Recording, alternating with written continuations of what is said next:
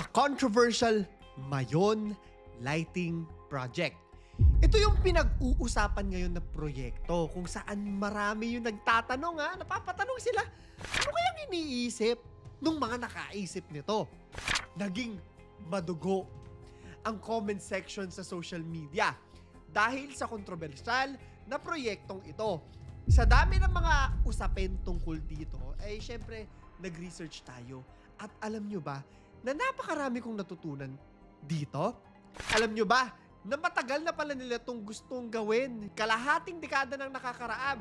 Pero ano nga ba yung layo nila kaya nila gustong ipagawa ito? Bakit nila gustong palagyan ng pailaw ang Mayon? Bakit gusto nilang, pasensya na sa salita, babuyin ang napakaganda na Mayon Volcano? Nakilala dahil sa natural na ganda nito, di ba? Para sa mga viewers natin ngayong gabi, ito yung isa sa mga episode natin na pahihintuin ko muna kayo. Pause nyo muna yung content natin. Magluto muna kayo ng pansit, mag-init kayo ng kape, at gusto ko na present yung utak ninyo habang nakikinig sa usapan natin dahil mahaba ang diskusyon natin. Ready? Ano ang Mayon Lighting Project? Ayon sa mga report, ang plano raw ng national government ay, ayon sa pangalan mismo, pailawan ang Mayon Volcano sa Albay. To begin with, isa na itong landmark at iconic na destination sa Pilipinas. Hindi na nito kailangan ng kung ano-ano pang mga pasensya na sa salta keme para makilala. Hindi lang para sa mga Pilipino, kung hindi para sa mga foreign tourists. Itong proyekto raw na to, merong 750 million pesos na budget sa 2025 General Appropriations Act o GAA. Ang laki, sa totoo lang.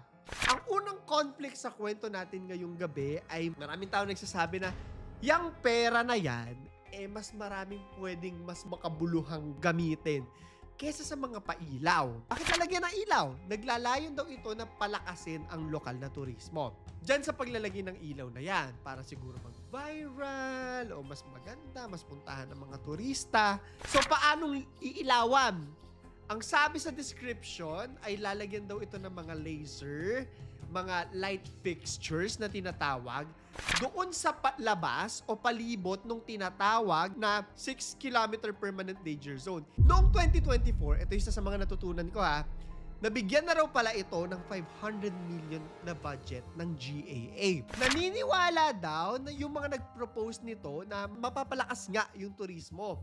Ibig sabihin, lalaki yung kita, mas makikilala, and while there is a certain truth to that, totoo naman po yan, magbabaviral, mas dadami yung tao, totoo naman, di ba? Pero alam nating lahat na visual lang ito. Siyempre, pag nakita nila, puntahan. Pero magkakaroon po ng backlash. Matinding backlash. Ako negative din talaga agad. Pagkakita ko pa ng hala, sino nakaisip? Yun din talaga yung reaction ko. Dahil unang-una sa lahat, sa magiging epekto nito. Yung mga taong involved dito, aminado naman po sila na kailangan konsultahin yung mga sentimiento ng mga lokal at otoridad. I think ginagawa naman nila. Ano ngayon itong mga sentimiento makukuha nila? Mamaya pupuntahan natin, pero tignan muna natin yung mga larawan, quote-unquote ng proyekto. How would it look like?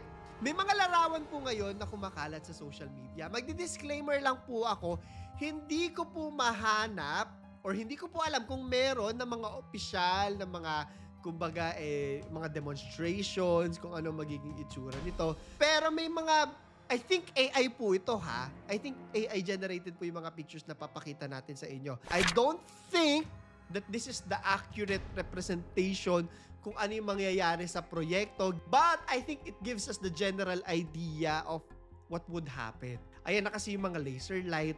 Ayan na kasi yung mga light fixtures na tinatawag. Parang ganyan na. Sa mga larawan, ito yung version ng AI to May mga pailaw na asul, berde, pula, may mga searchlights pa. And let's be honest, kung ganyan man yung magiging plano nila, agaw eksena talaga. Sure na mag-trending sa TikTok. Pero kung ako yung tatanungin, sobrang disrespectful po sa Mayon. Merong mas maayos na pailaw silang na example na pakita natin dyan na hindi ganun kasakit sa mata. Hindi ko po alam kung ano yung eksaktong kulay kung ano yung eksaktong klase ng mga ilaw na ilalagay nila doon sa proposal nila. Disclaimer, general idea lang po itong mga pailaw na to. Pero, kaya nga nasabi ko, disrespectful. Iba pa rin yung natural na ganda ng Mayon Volcano. Siyempre, hindi ko pa dito nasasali sa equation yung ano yung magiging itsura ng totoong Mayon sa ilalim ng mga ilaw na ito. Nagagets nyo ba ako? Parang, kunwari, ang pinakamalapit na mamibigay ko example is yung veneers. Ayan. Alam niyo naman na yung veneers, di ba? Yung parang puting-puti yung mga ipem. Maganda yung facade. Maganda yung facade ng veneers. Isipin nyo na yung Mayon Volcano ang ipin. Yung veneers kasi, di ba, kailangan bawasan yung ipin. Ganon, para maikabit sila. So, parang ganon yung mangyayari dito sa Mayon na hindi natin alam kung ano yung totoong estado nung nasa ilalim ng ipin. Meron po kasi no, na may mga nabubulok. Hindi po ako dentista, pero hindi mo alam yung totoong estado doon sa loob. At iba yung estado nung nakikita doon sa labas. Maaari, ito yung pinakamalapit na description na pwede ko ibigay po dito. Pwede nyo ako i-correct kung mali ako. Pero obvious na obvious. Hindi kailangan ng isang napakatalinong tao na kung ano man tong planong to, may epekto mismo sa Mayon. Di ba? Masisira at masisira yung tunay na ganda nito. Pero tatanungin ko kayo, pakita ulit natin yung mga larawan. Kayo ba nagagandahan sa mga larawang to? Magpaka-honest kayo ha, lagay nyo sa ilalim. Backlash. Ito na yung pag-uusapan natin. Ano ngayon yung mga general na komentaryo ng mga tao kung bakit opposed sila dito? Number 1, nabanggit ko na, epekto sa environment. Una at pinaka-obvious sa lahat, the environmental damages it would cause. Hindi lang netizens ha, hindi lang mga Bicolano, hindi lang mga taga-Albay, mga environmentalist mismo, mga scientist na mismo nagsasabi na, oy, teka lang! Isipin nyo muna ng maigi. Isipin nyo muna ng 100 times ang pinaglalaban nyo. Huwag tayong bira ng bira. May nabasa rin po ako, no? Isang interview. Di ba sabi ko kanina, kailangan nilang kunin yung opinion yung mga nasasakupan. Etong mga nasasakupan, sila muna na mismo nagsasabi, huwag nyong babuyin ang Mayon. Huwag! Alam na natin tong kwento na to. Hindi lang sa Mayon. Hindi lang sa Pilipinas. Lahat po na nagte-take advantage sa regalo ng Mother Nature, babawian at babawian ito. Yung mga minahan, gumuguho yung mga lupa, yung mga tinatayong establishmento sa mga matataas na lugar, nagkaka-landslide, tinatanggal yung mga puno, nagkakabaha, yung mga factories, pagkakalat ng basura sa karagatan, sisirain yung hangin. At kung hahayaan natin lahat ng mga ganitong klase ng proyekto sa mundo, ano na ang mangyayari sa future generations? Ano pa titira nila? Isang malaking basurahan. Di ba? Merong isang freelance journalist, ito nabasa ko yung sabi niya dito. Itong proyekto daw na to is one of the craziest, pettiest, ill-conceived proposals. Naniniwala ba kayo doon? Ito, didiscuss natin ito mamaya. Pailawan mo ang mga pobreng kabahayan. Hindi ang mga bulkan. Hindi yung mga kagubatan. And tama, if ang goal ay pagyamanin, pagyabungin yung turismo, bakit hindi gastusan yung pera para sa pag-develop ng businesses sa kaalaman ng mga lokal? Bakit hindi daw pagandahin yung mga daanan, yung mga pailaw sa daan ng mga lokal para ma-feel ng mga turista, syempre na safe sila at pag-feel nila na safe sila, ay babalik sila dito. Mas maganda eh.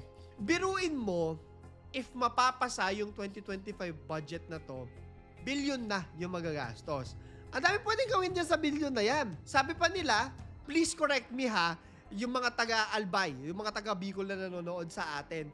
Ito raw probinsya na to, yung pinaka-prone sa power outages. May mga nakita pa ako nagsasabi na brownout capital of the Philippines daw. Tapos, ang ipa-priority mo, yung pagpapailaw ng ganito, yung pagpapailaw sa makakasira sa Mayon. Yung mga taga-Bicol dito, ano masasabi nyo? Ano masasabi nyo dyan sa naiisip nilang yan? Ito pa yung isa sa mga pinaka-powerful na nakita kong komento. Don't mess with Mayon's natural beauty. It is God-given. Might drop, di ba? Kahit hindi ka religious, kahit atheist ka, mag-a-agree ka na kung ano man ang naglagay sa Mayon dyan, isa itong napakalakas na kapangyarihan. Di ba? Ibinigay ang gandang yan sa atin bilang isang regalo. Alagaan natin. Kaya dinidiscuss natin to ngayon. Pasensya na rin po kasi magrarant lang ako.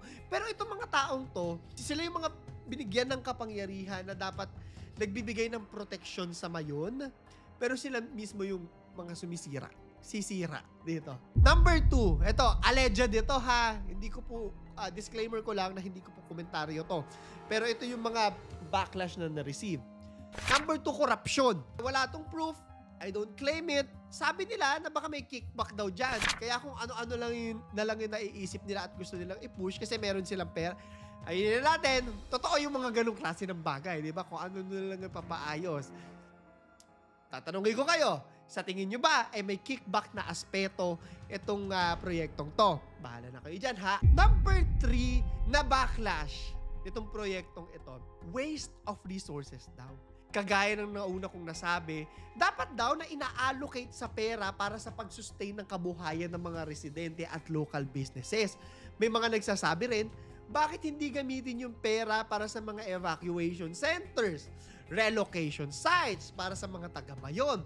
Sabi nila, at nakita ko rin po no, na pinaka-active na bulkan sa Pilipinas ang Mayon Volcano. At meron pang comment, ito lalagay ko lang po for context ha. Sabi nila, huwag naman po sanang sasabog ang Mayon. Kung sumabog daw to, edi limas agad yung ginastos dyan na bilyones. Disclaimer lang po, sinasabi ko lang to for context ha. Number 4 na backlash nito is yung effect on biodiversity. Hindi lang sa tao ha, yung mga nakatira doon. Simula sa mga ibon, simula sa hanggang sa mga uod. Hindi ko alam kung ano yung mga hayop na matatagpuan doon. Sabi, at interesting to, pakinggan nyo. Alam nating lahat yung tinatawag na circadian rhythm. Okay, alam natin yan. Yung epekto ng araw at gabi sa atin basically. Diba? Pag umaga, kailangan naaarawan tayo para nagigising tayo. Pag gabi, kailangan matutulog na. Kaya hindi dapat nagpupuyat kasi nakakasama sa atin yan. Diba? Sinisira natin yung circadian rhythm na tinatawag. Eto na, mangingialam na mga biologists. Sabi nila, yung pailaw na yan, distraction sa natural ecosystem ng lugar. Okay, paano? Kasi yung mga ilaw na yan, yung mga ilaw po, nakakasira sa natural na circadian rhythm ng mga organismo dito. Light bulb moment sa akin yan. Oo nga, tama. At ito raw ay may domino effect sa environment. Hindi na natin palalalimin pa yan. Self-explanatory na yan. Not the first time. Napag-alaman ko na matagal na pala nila itong gustong gawin, pre-pandemic pa.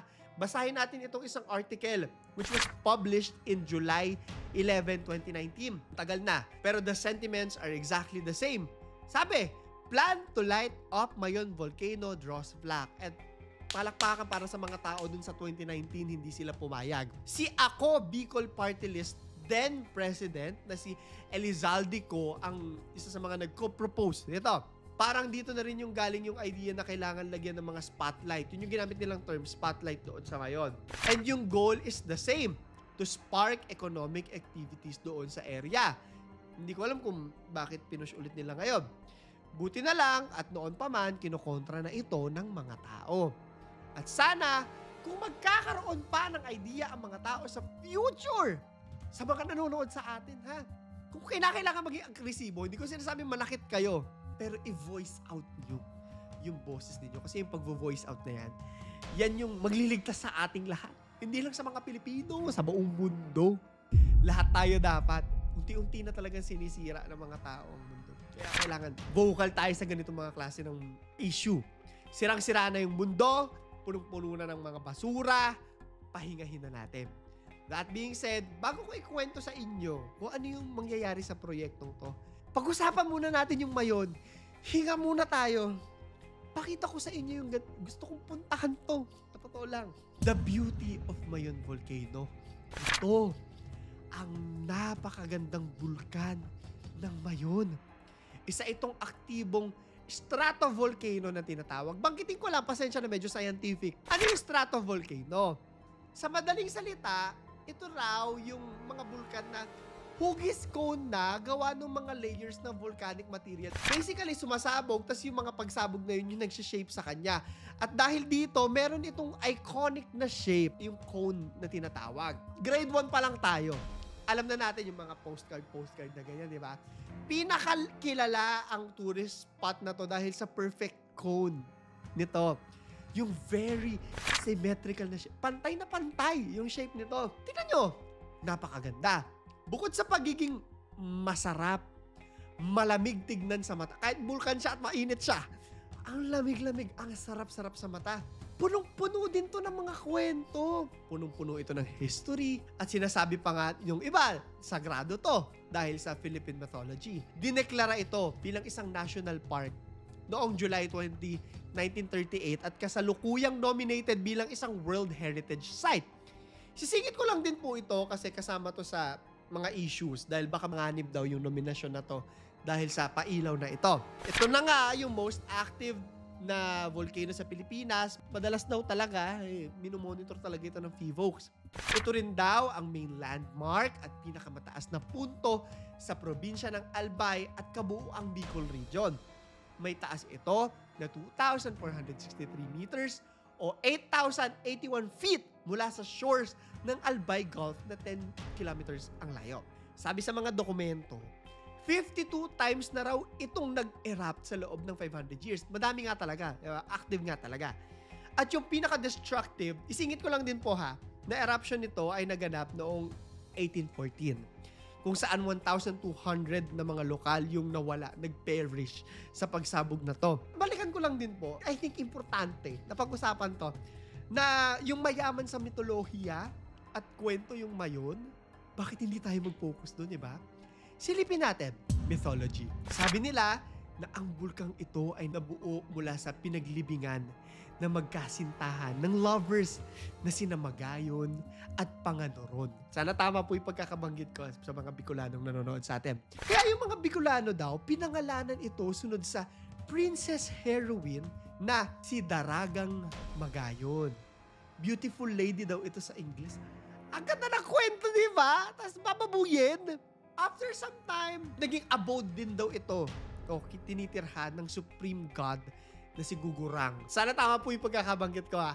Dito raw nakalagay yung sagradong apoy ni Ibalon. Hindi ko po kilala itong mga sinasabi kong ito. Pero upon learning this, ang yaman ng kwento. And it's such a shame na hindi natin alam tong mga kwentong to. Na kung ako yung gagamit ng pera, bakit hindi natin gamitin yung pera para i-promote itong mga kwentong to? Ipakalat, ipaalam natin, i-educate natin, or at least i-market itong mitolohiya na to. And I think makakatulong ito sa pagkakakilanlan. Pasensya na sa term, yung personality, pagkatao, personalidad, pagkatao, o pagkalugar ng mayon. Ang gulo ko, pasensya na, pero I'm sure naiintindihan yung sinasabi ko. Napakaganda ng Pilipinas. Hindi natin minamahal ng tama. So what happened to Mayon Lighting Project? Agad-agad, inekis dahil sa concern ng citizens ng buong Pilipinas, ng mga Bicolano, na may pakialam sa kalikasan, ang TIEZA, o tinatawag na Tourism Infrastructure and Enterprise Zone Authority, kinancel na yung proyektong ito. Buti naman. Ito yung official statement nila. Basahin lang din natin.